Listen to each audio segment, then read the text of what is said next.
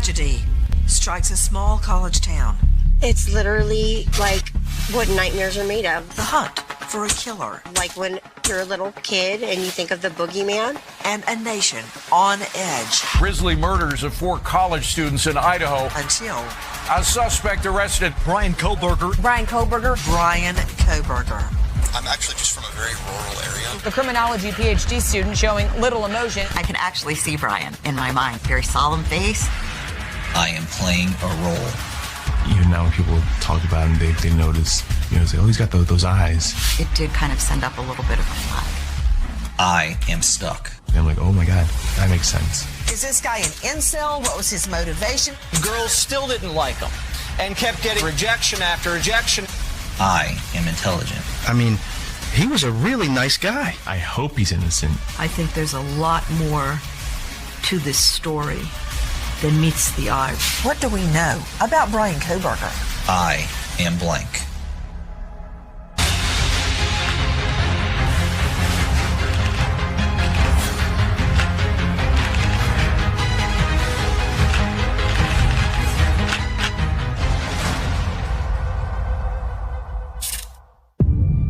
Blank, empty, devoid of any words, any meaning. These are the reported feelings of an alleged killer. We investigate Bryan Kohberger and fill in the blanks of his past, speaking with those who knew him through various stages of life. We learn exclusive details that paint a picture of the man who makes headlines when he's arrested for the murders of 4 beautiful University of Idaho students: Kelly Gonsalves, Maddie Mogan, Ethan Chapin, and Xana Kernodle. Kohberger, of course, is innocent until proven guilty, but there is no doubt his arrest does put him under a microscope. Many wonder, who is Bryan Kohberger, and what are investigators seeing in his past? So my first impression of Bryan was he's just a pretty normal kid, He was more of a quiet, funny guy, but not really quiet, just more of the calm guy. Jack Bayless meets Bryan Kohberger in middle school. And he was very curious. That's probably one of the bigger traits I remember from Bryan.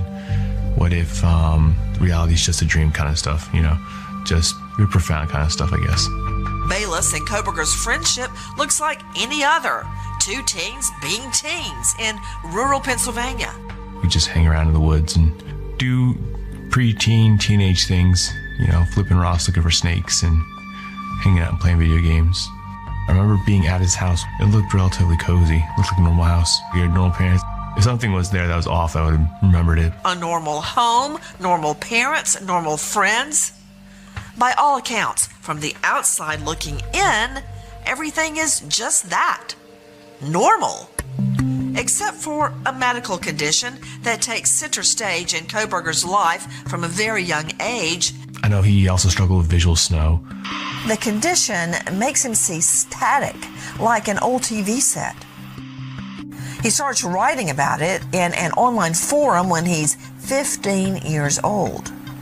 The New York Times and true crime podcasters uncover these posts.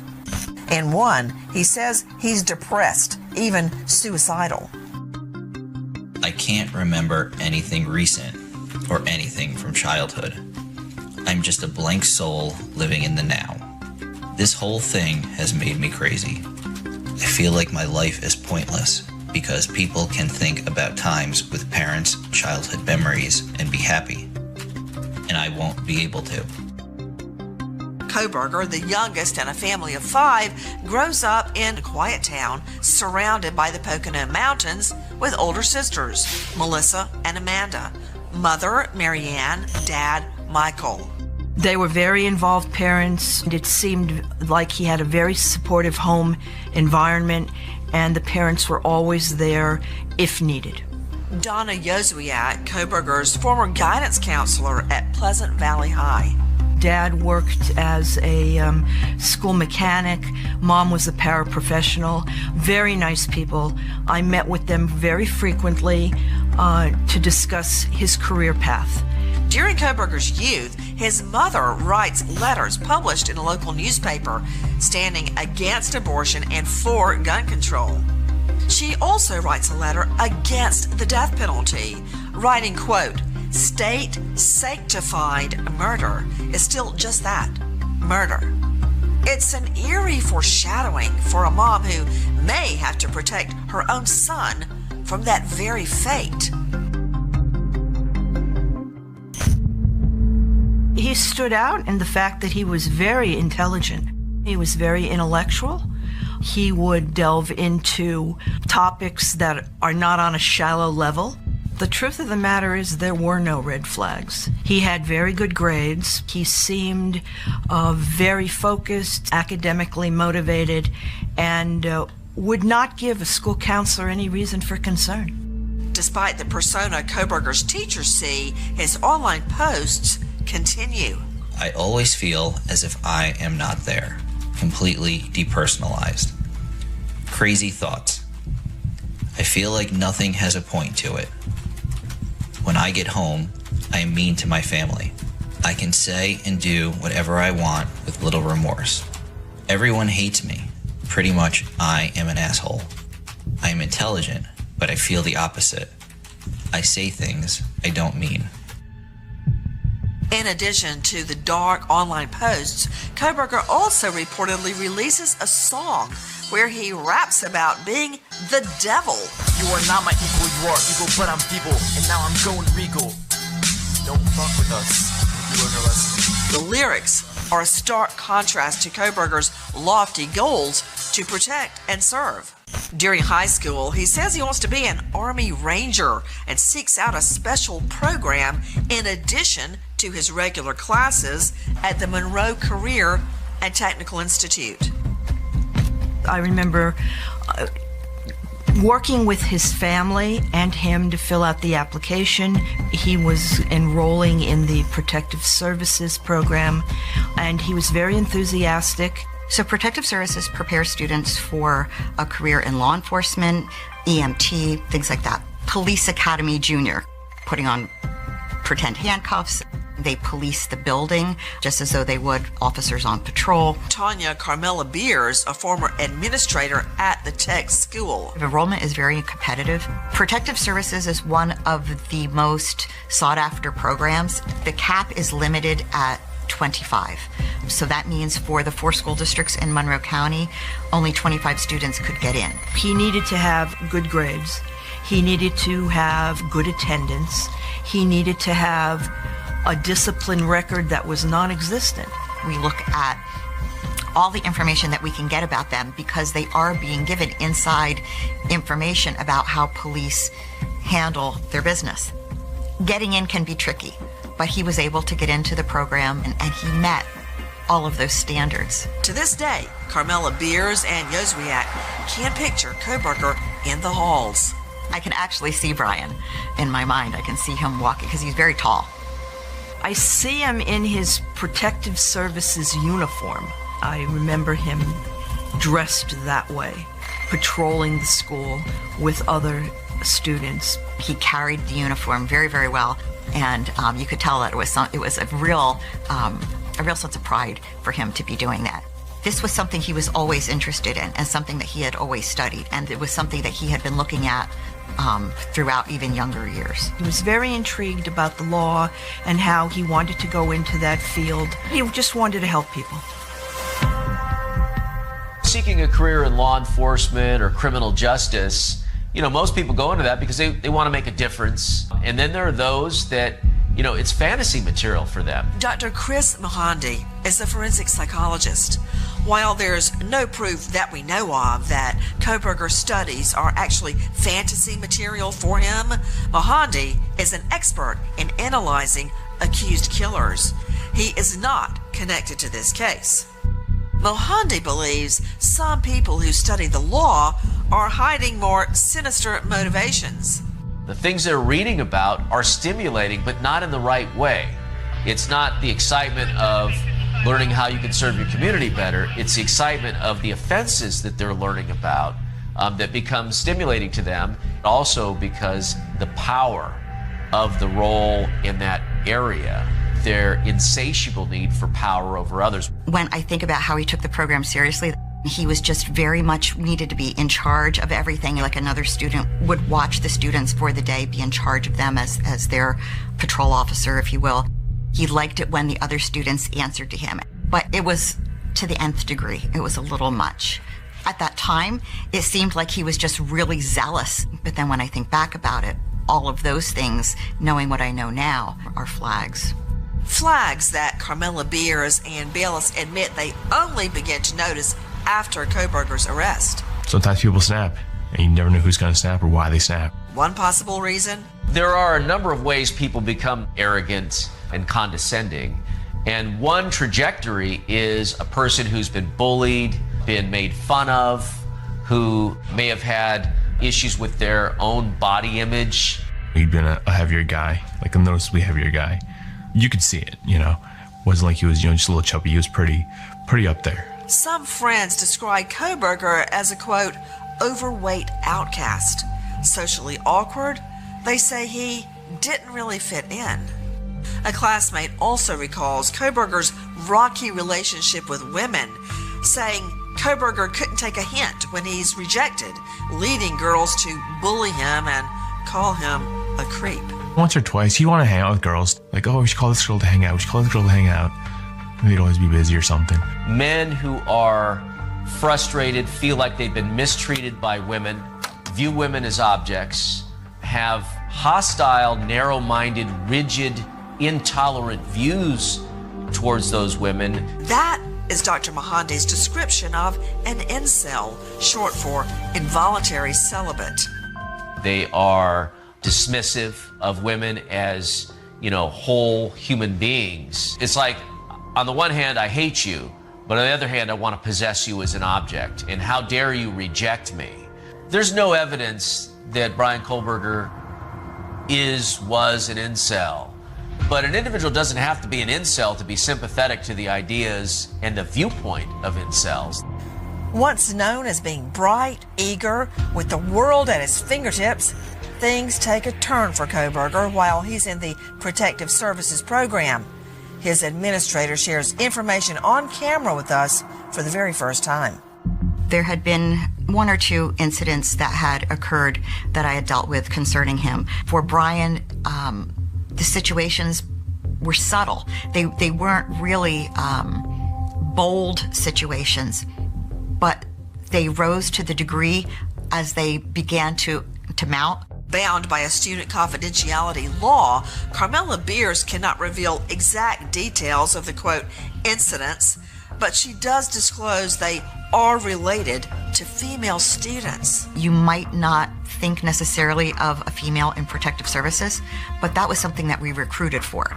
So some of the issues that arose were based on having a mixed population in that classroom. One of those incidents ultimately resulted in him being removed from that program. She says Kohberger's kicked out of Protective Services, the program he works so diligently to get into in the first place. The school transfers him into the HVAC program, heating, ventilation, and air conditioning. This program has no female students. We were also a little bit more comfortable knowing that any possible continuation of negative behaviors would not occur in a situation where there were no females. It was concerning because there was such a dichotomy between what he presented academically and what he was living in an emotional, social aspect of his life. This dichotomy is evident in Kohberger's reported online posts. I am stuck in the depths of my mind, where I have to constantly battle my demons. I might spiral out of control and lose myself in the void. I felt like a criminal, but where was my record? I am blank. I have no opinion. I have no emotion. I have nothing. Can you relate? Kohberger's friend Jack Bayless recalls an extreme change in his once shy friend. He lost a lot of weight, like really fast, but I feel like he was more confident in himself. I think he had to have vocalized his confidence, like, now I lost this weight, I'm probably more attractive. Kohberger loses 130 pounds by his senior year of high school. He did it by running and boxing every single day. Kohberger also writes about his transformation in the same online posts revealed by true crime podcasters and the New York Times. I used to be this healthy blonde-haired boy with blue eyes, and in a few years, I have darker hair and darker eyes, half the body weight. The bullying, the body image issues, those become the seeds from which a need to create a false self that is superior to others emerges. Friends claim Kohberger develops anger issues, even putting one friend in a headlock, leading that friend to cut ties. Bella says he only sees that side when Kohberger's drinking. When he get drunk, he get kind of aggressive, kind of rowdy. There's one instance where he was trying to drive somewhere and we had to take his keys and hide them. So when I say aggressive, I mean we had to physically move him from the keys and prevent him from getting his keys. Friends allege alcohol use turns to drug abuse, and Kohberger gets hooked on heroin. He and Bayless lose touch. He started kind of branching out from the original group to hang out with a different group. That group, they did some sketchy drugs. Rich Pasca is a former acquaintance of Kohberger. He tells Fox the two were deep into an addiction. I met him through some friends, and they told me that he was a little weird, and he was a little socially awkward, I guess you could say. But he wasn't a bad guy. I got 6 years clean now. I work in treatment and everything, but back then I was using, and so that's how I know for a fact he was using. I've got high with him a couple times. Teachers say heroin use is a major problem in that area. At the same time Kohberger's alleged heroin addiction is at its height, his troubles at the tech school continue. He was in HVAC for the rest of his time at the Career and Technical Institute, and other issues arose that he decided to leave the school altogether and not complete his 12th grade year there. After leaving the program, Kohberger finishes his senior year of Pleasant Valley High online, graduates, and reportedly gets help for his addiction. I know he was in and out of rehab a couple times. Around that time, Kohberger reportedly arrested for stealing and selling his sister's iPhone after his own father calls police.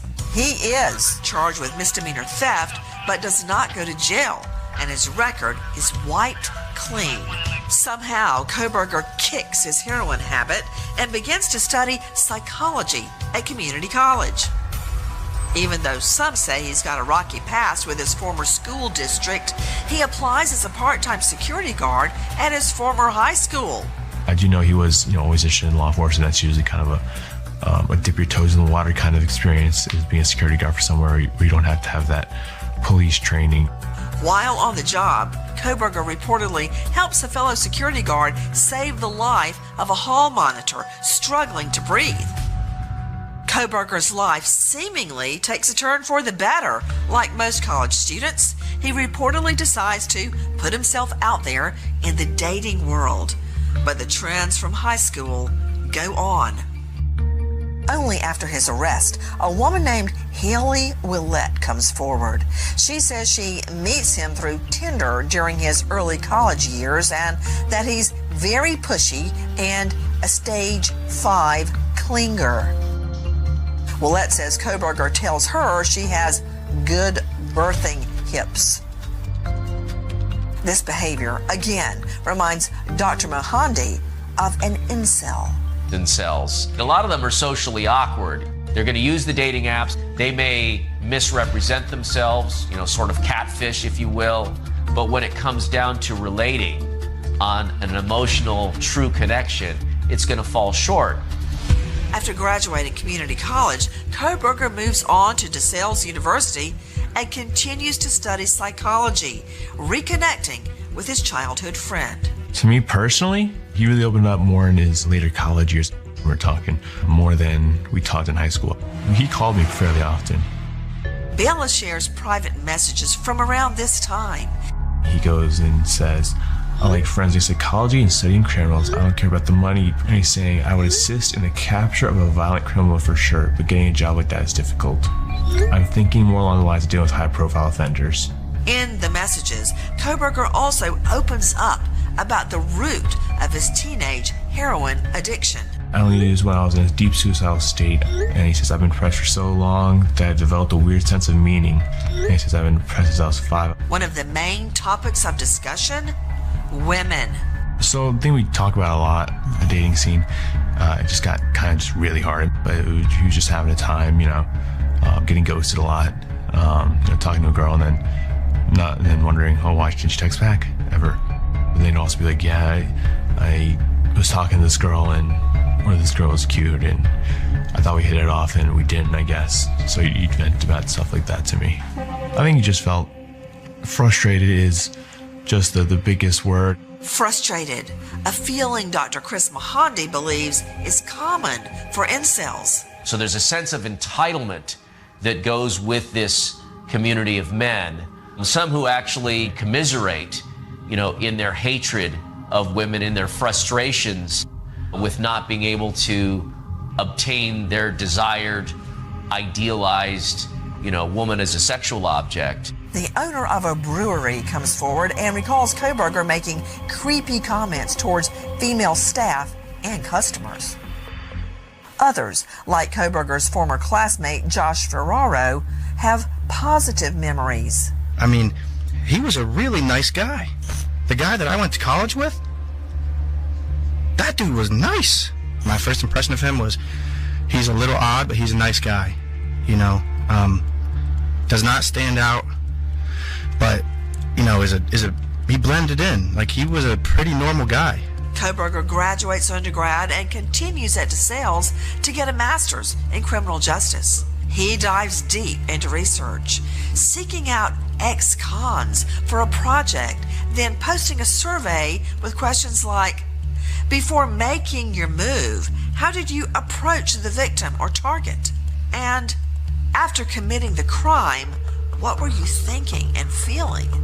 While getting his master's, Kohberger has one final get-together with his childhood friend. The last time I saw Bryan, he was looking really good. It looked like he kicked his heroin addiction. He looked healthy. That day, we went into the woods. We have a lot of trees that you can use to kind of hide behind. And we just shot airsoft guns at each other and just kind of ran around the woods with airsoft guns. When I left him that day, I felt probably more at ease because the last time I talked to him, we'd been having problems. It looked like those problems had subsided. He was calm, he's a collected, confident man. Nothing seemed terribly off. Nothing seems terribly off, but trouble is brewing. After nearly 5 years on the job, Kohberger resigns as the part-time security guard. His resignation letter reads, I understand that if I do not resign, I have a right to a school board hearing to determine if I should be dismissed from employment with the school district. The reasons behind Kohberger's resignation remain unclear. While finishing his studies at DeSales, Kohberger, now 28, reportedly buys a K-bar knife and a sheath on Amazon.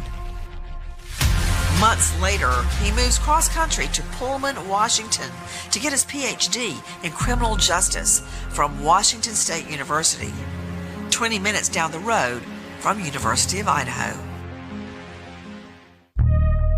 Kohberger applies for an internship with the Pullman Police Department. In his application, he expresses an interest in helping cops, quote, better collect and analyze technological data in public safety operations. He doesn't get the job, but he is hired as a teaching assistant. He has a number of issues on campus.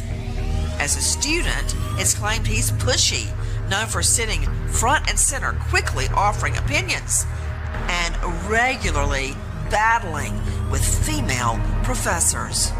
As we look at Bryan Kohberger, we start to learn about him as a person who is described by others as arrogant, having haughty attitudes, and that's certainly a personality structure that is consistent with one who might not look at others, including women, as his equal.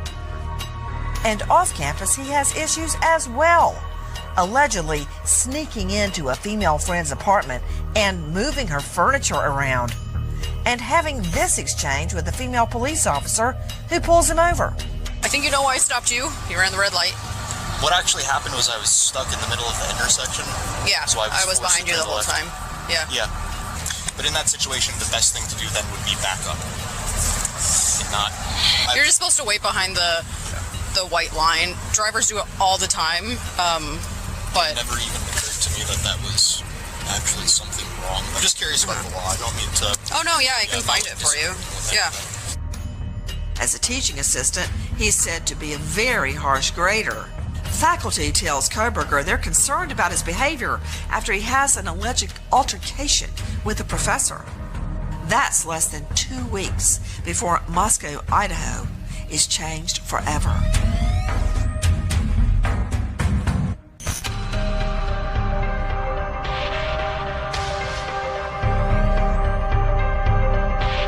Moscow police have confirmed they found 4 people dead in this neighborhood just off of King Road, south of the University of Idaho. Kaylee Gonsalves, Madison Mogan, Xana Kernodle, and Ethan Chapin. Police in the school have insisted that this was an isolated crime of passion. In the weeks following the murders, the WSU and University of Idaho campuses on edge with the killer on the loose.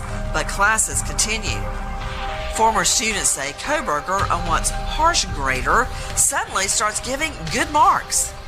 Yet he's fired from his TA position after only a few months on the job for failing to meet, quote, norms of professional behavior.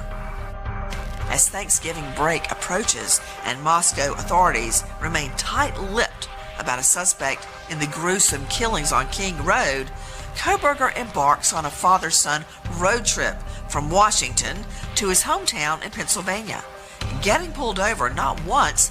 Where are you headed? Well, we're coming from WSU. But twice within the span of just 9 minutes. Hello, you guys scared of airplanes? While 4 families mourn the loss of their loved ones, Kohberger makes it home for the holidays with his family. Authorities are quietly monitoring his every move. They allegedly watch him clean out his Hyundai Elantra and take family trash to the neighbor's bin in the middle of the night. One of Kohberger's own sisters reportedly grows suspicious of her brother's behavior and searches his car for possible evidence. Agents recovered the trash from the Kohberger family residence in Pennsylvania to get a family DNA sample. The next day, the Idaho State Lab matched it to the DNA from the knife sheath. In a bed next to one of the victims, a knife sheath. The 2 samples were related with at least 99.998% certainty. Police make their move. Bryan Kohberger is in custody, arrested in Pennsylvania this morning. Kohberger was arrested without incident and charged with 4 counts of first-degree murder. I was playing Call of Duty with my friends, and my one friend said, "Did you hear about those murders? The guy that did them lives down the road from me." I'm like, "Oh, that's nuts." But I looked up Idaho murders, and my first thought was, "Oh my God, that's Bryan."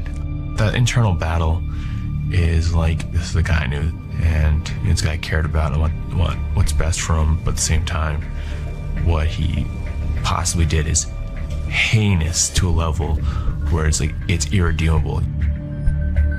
I heard his name on a news alert, and I immediately was shocked, and I looked at my husband who was driving, and I said, "Bryan Kohberger, he was one of my students, and I know his family and sisters very well."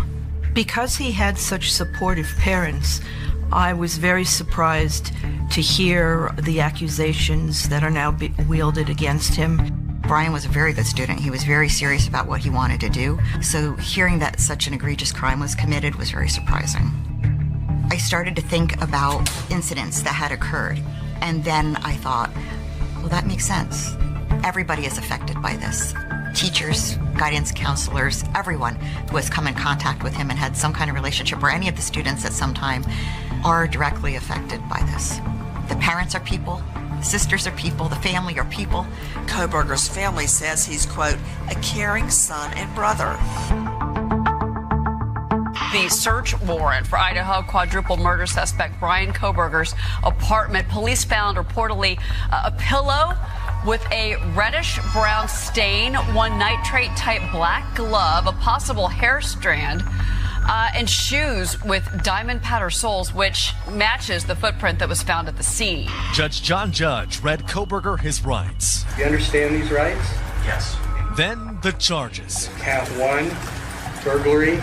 Count 2, 3, 4, 5, murder in the first degree. Ms. Taylor, is Mr. Kohberger prepared to plead to these charges? Your Honor, we will be standing silent.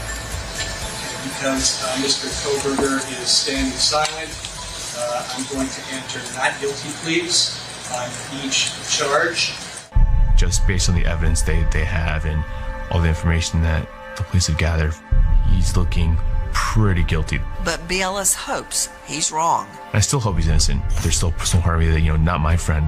I don't want my friend to have been the one that committed these crimes. It's just, it's kind of rough thinking that I had someone like that in my house and in my life. Kohberger sits in the Latah County Jail just 5 minutes from the murder scene. He maintains his innocence. If you do what is evil, be afraid, for it does not bear the sword for nothing. For it is a minister of God, an avenger, who brings wrath upon the one who practices evil. Chaplain Mike Hall is the president of Project Hope. I oversee, and we have a number of volunteers that go into the Latah County Jail and do Bible studies on Sunday nights. We pray with inmates and share the gospel with them. Like most involved in the Idaho case, the chaplains are barred from speaking about Kohberger. There's a confidentiality between those who might be confessing something and the minister or chaplain.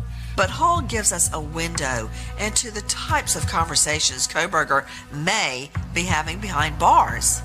Some of the guys that have been volunteering and going in, chaplains, they have met with various inmates, including Bryan, and, they're able to answer questions about where is grace found, where is freedom found, where is forgiveness. Dr. Mahandi questions any alleged killer's intentions for starting Bible study. Certainly, religion and spirituality is a place for people to find comfort when they're overwhelmed by fear and uncertainty for their future. On the other hand, it can be for sympathy, to look good, in the eyes of, a trier of fact in the face of sentencing. As Kohberger awaits his fate, his lawyers demand more information from prosecutors about the DNA found at the crime scene of 3 other unidentified males. They also share Kohberger's alibi, claiming he was driving around alone late at night at the time of the killings. I'm hoping that he is innocent, as he's claiming to be.